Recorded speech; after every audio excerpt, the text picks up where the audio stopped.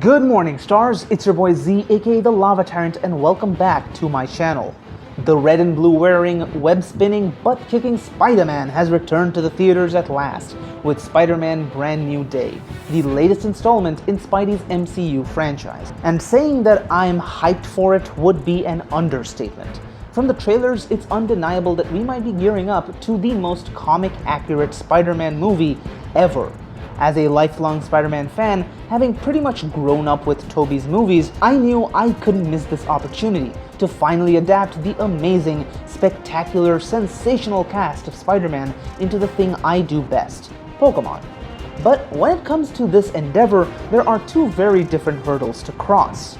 Number one, I haven't seen the movie yet, so I'm going off of the trailers alone, which ain't a lot, I'm afraid. On the other hand, Spider-Man and his contemporaries are one of those sets of characters that have been done to death by the fakemon community, so I also had to make it worthwhile by taking these characters in what is hopefully a direction you have never seen before. So, with that said, with some Herculean tasks before me, let's not waste any more time and swing right into my take on Spider-Man Brand New Day as Pokemon. Starting off not with Spider-Man, didn't want to go in guns blazing with the main man himself, but instead the Punisher, who is making his big screen debut in the MCU, and I gotta say, it's amazing to see. Jon Bernthal's run as Punisher is genuinely one of the best in the MCU, and getting to see him side by side with Spidey, who's played by his IRL friend Tom Holland, is definitely gonna be a treat.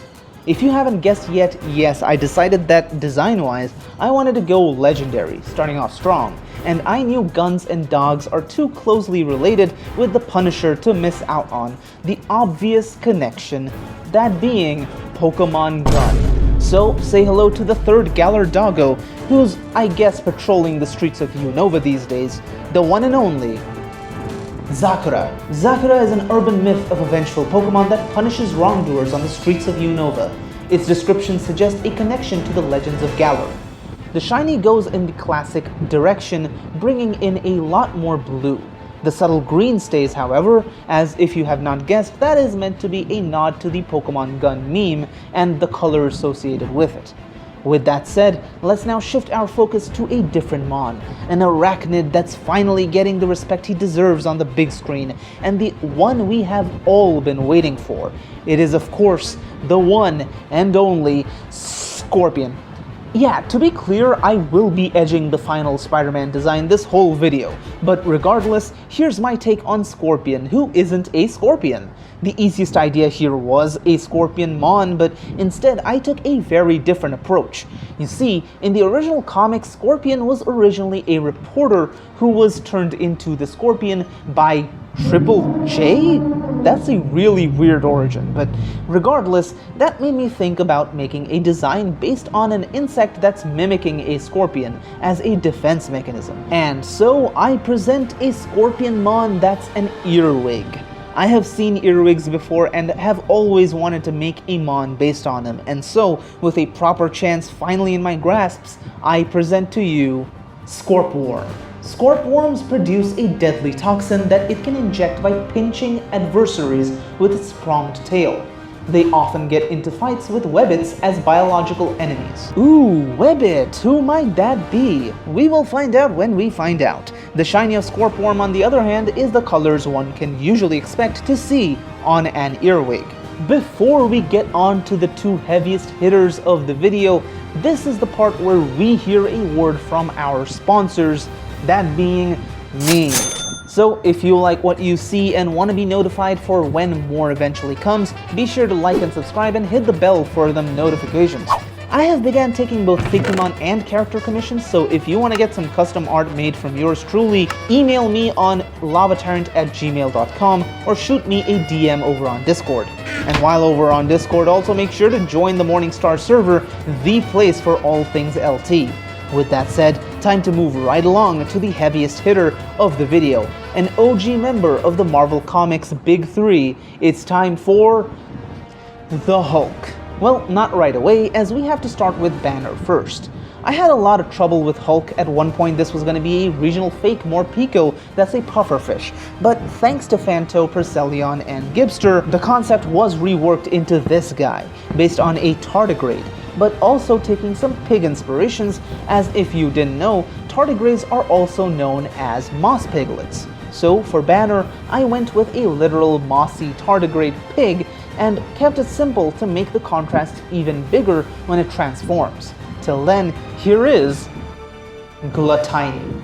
Gluttiny are small and intelligent creatures. They tend to use their wits to outsmart any enemy. However, it is said that an angered Gluttiny is able to change forms.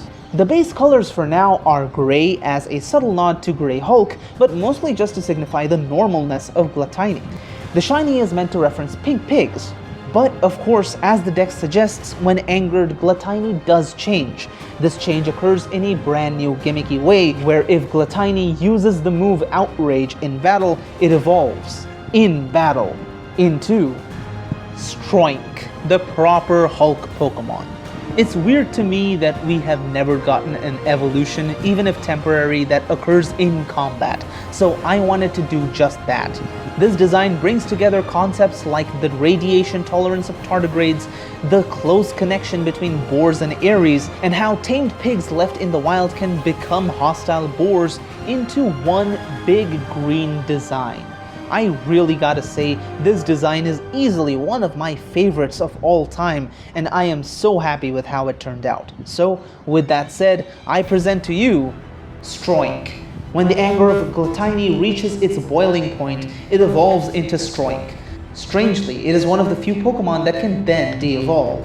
Stroink leave behind a path of devastation in its wake and often don't follow its trainer's commands. The shiny does the proper Grey Hulk this time, which also I do definitely think we will see in the movie. Since this video is probably coming out after the movie does, I'm prepared for all the comments shitting on me when that turns out to be wrong. But with Hulk done, of course, there's only one man left. Enough teasing, it's time for the terrifying, the deadly, the amazing Spider-Man! My name's the Human Spider. I don't care, get out there. No, he got my name wrong. Spider-Man as Pokemon is a dime a dozen, and so to make mine special, I knew conceptually I had to stand out. I accomplished this by taking inspirations from the dotted humming frog. This species of teeny tiny frogs have a symbiotic relationship with tarantulas. The tarantulas protect these frogs from bigger predators, and in return, the frogs defend their spider eggs from ants. In the context of this design, the mon is not based on an individual creature, but the symbiosis in and of itself. In its base form, Webbit takes the shape of a frog, but that does change soon enough. Till then though, here is Webbit. Webbits, despite their size, are heroic creatures that defend other Pokemon, big or small. They are able to swing around with their white tongues. The shiny is black, and well, I think we all are very well aware as to why.